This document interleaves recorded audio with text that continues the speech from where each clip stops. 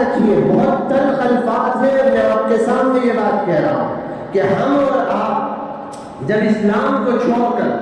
جب شریعت کی سنت کی کسی چیز کو چھوڑ کر کسی فیشن کو جب اختیار کرتے ہیں، جب کسی چیز کے پیچھے جاتے ہیں، کسی اور کلچر کو جب ہم اختیار کرتے ہیں، تو ہم یہ کہہ رہے ہوتے ہیں، نعوذ باللہ، ہم یہ کہہ رہے ہوتے ہیں کہ اسلام کی چیزوں سے ہم سیٹسفائی نہیں ہیں، اس لیے ہم دوسری چیزیں اختیار کر رہے ہیں کیونکہ عزت ہمیں اس میں مل سکتی ہے، اس میں نہیں مل سکتی ہے۔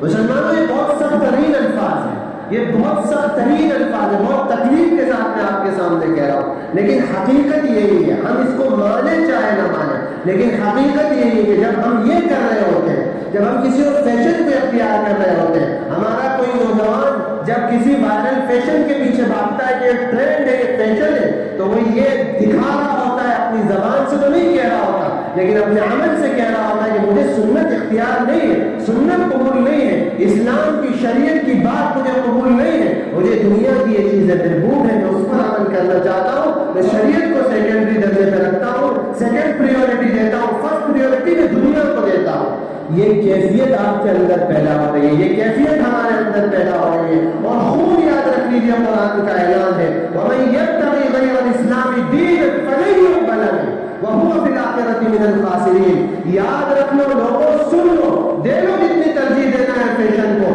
کر لو اختیار جتنا کرنا ہے تمہیں، آج لگ جاؤ دنیا کے چکر میں، پیچھے پڑ جاؤ امریکی اور یہودی فیشن کے، جیسے تمہیں اپنی جسم کے حصوں کو رکھنا ہے رکھ لو، لیکن خدا کا یہ اعلان سن لو، وَمَن يَبْتَغِ غَيْرَ الْإِسْلَامِ دِينًا فَلَن يُقْبَلَ مِنْهُ۔ دھکار دیے جاؤ گے اللہ کے ہاں، دھکار دیے جاؤ گے حوض کوثر سے، رسول اللہ صلی اللہ علیہ وسلم کے سامنے حاضر نہیں ہو سکو گے، حوض کوثر پر سے دھکار دیے جاؤ گے، تم نے دوسرے دین کو اختیار کیا تھا، تم نے دوسرے فیشن کو اختیار کیا تھا، تم اسلام کو اختیار کرنے والے نہیں تھے، فَلَن يُقْبَلَ مِنْهُ۔ لوگوں یاد رکھو، قبول نہیں کیا جائے گا۔ کیا کیفیت ہوگی، سوچا اس بات کو؟ اور آج کیا کہتا ہے ہم سے اور آپ سے، وَمَن يَتَوَلَّهُم مِّنكُمْ فَإِنَّهُ مِنْهُمْ۔ لوگوں تم جو بھاگتے ہو نا فیشن کے پیچھے، جو اختیار کرتے ہو دوسرے فیشن کو، یاد رکھو اللہ انہی کے ساتھ حشر کرے گا جن کو تم اختیار کرتے ہو، جن کے پیچھے تم بھاگتے ہو، اور جو شریعت کو تم سائڈ لائن کرتے ہو، اس کا جواب تمہیں دینا ہے، وہ فی الآخرۃ من الخاسرین۔ ایسے لوگ آخرت میں سخت ترین نقصان اٹھانے والے ہو جائیں گے۔ ذرا غور تو کریے، سوچیے تو صحیح، یہ حکومتیں جو بل لاتی ہیں، یہ جو واقعات ہوتے ہیں، ان طلاق کا مسئلہ ہو یا اس کے بعد دوسرے دیگر مسائل ہو، کتنے مسائل ہمارے سامنے پیش آئے، کیوں پیش آتے ہیں، کون ان کا موقع دے رہا ہے، کون ہے وہ مجرم؟ ظاہر ہے سب سے پہلے گریبان ہمارا پکڑا جائے گا۔ کہاں تھے تم اس وقت جب تمہیں شریعت پر عمل کرنے کی دعوت دی گئی تھی، تمہیں موقع دیے گئے تھے کہ تم اپنے ملک میں شریعت کا نفاذ کرتے، تم سنتوں پر عمل کرتے، تم رسول اللہ صلی اللہ علیہ وسلم کی زندگی کو اختیار کرتے،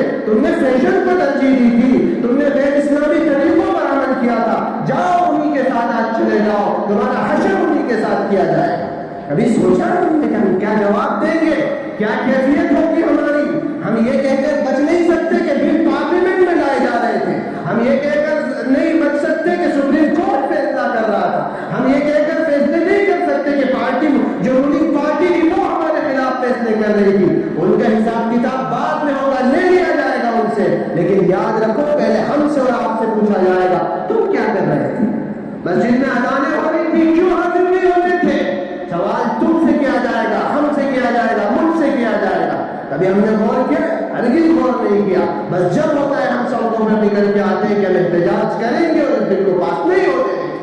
یاد رکھیے جو فیصلے ہونا ہے ہوتے رہیں گے، ایک مسلمان اگر یہ طے کر لے کہ ہمیں جو کرنا ہے ہم کر کے رہیں گے، ہمیں جو کام کرنا ہے، ہمیں سنت سے کوئی روک نہیں سکتا۔ نوجوان داڑھی کیوں نہیں رکھتے، سنت پر عمل کیوں نہیں کرتے؟ کون مجرم روکتا ہے؟ کون سی حکومت روکتی ہے؟ کیا ہندوستان کی حکومت نے، یہاں کے آئین نے، یہاں کے قوانین نے یہ اجازت نہیں دے رکھی ہے کہ تم اپنی شریعت پر عمل کرو آزادی کے ساتھ؟ یہ ایک جمہوری ملک ہے، ڈیموکریٹک کنٹری ہے، اس میں ہر فرد اپنے مذہب کے اعتبار سے زندگی گزار سکتا ہے۔ یاد رکھیے گا یہ کسی ملک کا قانون کو اجازت دے سکتا ہے، اسلام نے اجازت نہیں دی ہے کہ تم سنت کے علاوہ کسی اور چیز کو اختیار کرو، تم شریعت کے علاوہ کسی اور چیز کو اختیار کرو، تم اپنی شادی بیاہ، اپنی زندگی کے دوسرے طریقوں کو تم شریعت کے علاوہ اور سنت کے علاوہ کسی اور طریقے طریقے سے کرو. شریعت اس بات کی اجازت نہیں دیتی ہے